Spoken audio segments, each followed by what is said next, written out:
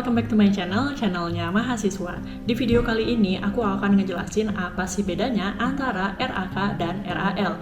Tapi sebelumnya jangan lupa klik subscribe dan turn on notification biar kamu nggak ketinggalan informasi terbaru dari video-videoku selanjutnya. Aku sering banget dapat pertanyaan, kalau misalnya aku penelitian dengan judul ini kira-kira pakai RAK atau pakai RAL ya? Sebenarnya aku udah ngebahas itu semua di video yang ini, tapi tetap aja ada yang menanyakan pertanyaan tersebut. Mungkin kurang jelas ya di videonya. Jadi di video ini aku akan memperjelas lebih dalam lagi. Nah, jadi kapan sih kita harus menggunakan rancangan acak kelompok atau RAK dan kapan harus menggunakan RAL atau rancangan acak lengkap? Yang paling sederhana adalah kita lihat bedanya dari namanya aja ya.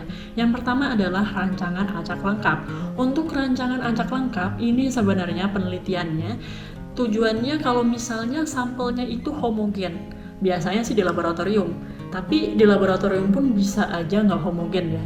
Tapi kalau misalnya homogen lebih baik menggunakan RAL. Kenapa? Karena kalau RAL itu tingkat ketelitiannya lebih tinggi dan hasilnya akan jauh lebih bagus dibandingkan yang RAK.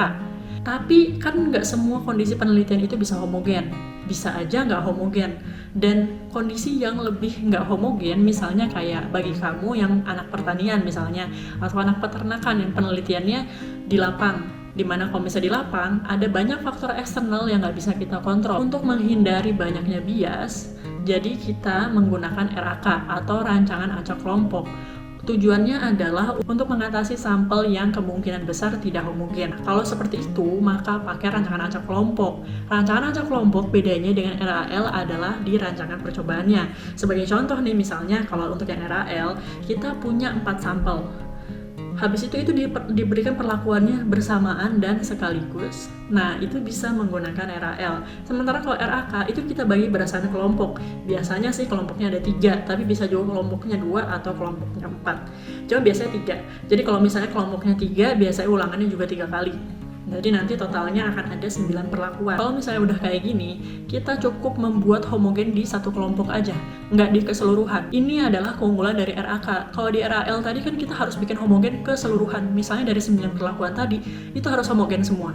Sementara kalau misalnya di RAK, kita cukup bikin homogen di setiap kelompoknya aja. Karena seperti permasalahan yang tadi ya, kita mendapatkan kondisi atau mungkin sampel yang itu sulit buat homogen. Sebagai contoh nih, misalnya jeruk ya. Kita pakai sampelnya adalah jeruk. Nah, kalau misalnya jeruk itu kan sangat sulit buat dibikin homogen ya. Anggaplah misalnya jeruknya dipanen hari ini dan jeruknya dipanen besok dengan varian yang sama, lokasi tumbuhnya sama, cuacanya sama, tapi bisa aja hasilnya beda. Nah, karena itu misalnya kalau jeruk atau kondisi tanam, menurutku jauh lebih baik kalau misalnya kita menggunakan RAK. Nah, karena itu juga untuk RAK ini biasanya lebih disarankan untuk kamu yang penelitian di lapang. Sementara kalau untuk kamu yang penelitian di laboratorium, biasanya disarankan menggunakan RAL. Karena kondisi lingkungan sekitarnya udah bisa dikondisikan dan tidak menyebabkan bias. Tapi kalau misalnya penelitian di laboratorium, apakah semuanya harus pakai RAL? Enggak juga. Untuk penelitian di laboratorium kita bisa milih. Bisa pakai RAK, bisa pakai RAL. Tergantung gimana sampel kita. Apakah bisa kita jamin homogen atau enggak. Nah, kebetulan saat S1 maupun S2 aku udah nyoba dua-duanya. Waktu S1 aku penelitian menggunakan RAK dan waktu S2 aku menggunakan RAL. Kenapa? Karena bahan bakunya beda. Yang waktu S1 aku menggunakan RAK karena aku nggak bisa menjamin apakah sampelnya itu bisa homogen atau enggak. Karena aku menggunakan ekstrak sari tebu. Nah, kalau misalnya sari tebu, kalau misalnya kita metik tebunya pagi hari, siang hari, sama sore hari itu udah beda. Nah, aku nggak bisa menjamin kehomogenitasnya dari si sampel yang aku dapat ini, jadi akhirnya aku bagi menggunakan RAK. Sementara saat S2, aku melakukan penelitian bikin minuman fungsional di mana bahan bakunya itu udah terstandarisasi. Karena itu aku bisa menjamin dan akhirnya aku menggunakan rancangan percobaan yang RAL tadi. Hal lain yang perlu kamu pertimbangkan apakah mau menggunakan rancangan percobaan yang RAK atau yang RAL, yaitu apakah kamu perlu melihat interaksi antar variabel atau antar faktor yang kamu gunakan.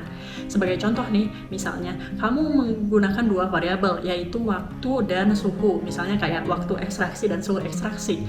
Kalau misalnya kamu pengen melihat interaksi antara waktu dan suhu ini apakah berpengaruh, maka kamu harus menggunakan RAK. Karena di RAK atau rancangan acak kelompok kita bisa melihat interaksi antar faktor. Sementara kalau di RAL atau rancangan acak lengkap itu kita nggak bisa melihat interaksi. Selain itu, kalau RAL biasanya kita bisa menggunakan satu faktor aja.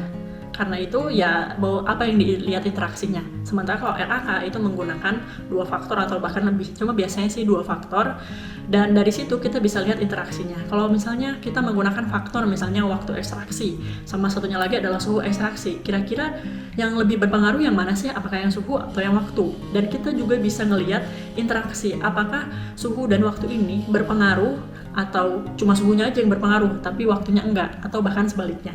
Nah, kalau kita pengen melihat itu, gunakanlah RAK atau rancangan acak kelompok.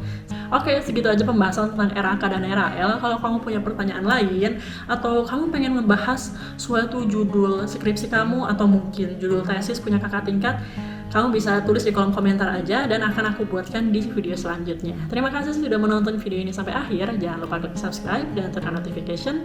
Sampai jumpa di video selanjutnya. Terima kasih.